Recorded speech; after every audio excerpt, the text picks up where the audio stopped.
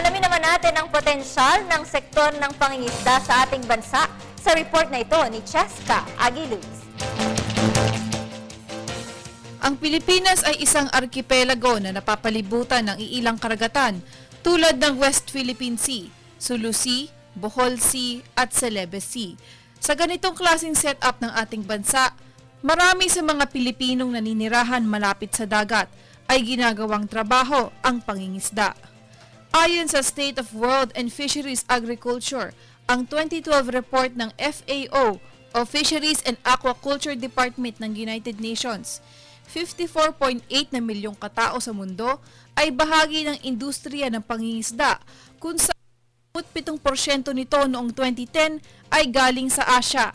Ibig sabihin, 54.8 na milyong katao ay kumikita dahil sa pangingisda. Sa isang bansang napapalibutan ng tubig, malaki ang potensyal ng ganitong industriya, hindi lamang sa pagbibigay trabaho. Maaari sagot din ito sa starvation o gutom na nararanasan ng maraming Pilipino. Base pa rin sa report ng UN, magkakaroon ng isang stable food production system kung magkakaroon ng development sa mga fisheries.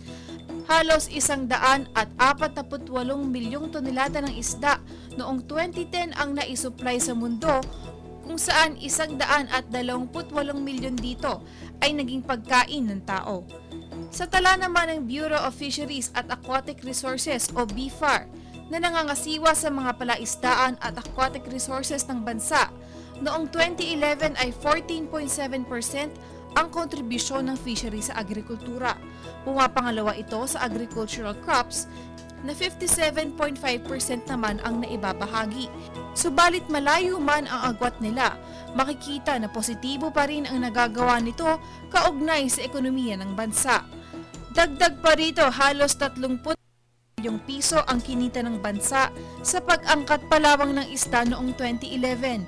Ibig sabihin kung magpapatuloy ang mga programa ng BFAR na tumutulong sa fisheries industry tulad ng fish registration na ipinatupad noong Mayo, ay mapapalawak ang kakayahan ng bansa na magamit ng mabuti ang mga natural resources habang pinapatibay ang ekonomiya. Para sa Telebisyon ng Bayan, Cheska Aguiluz.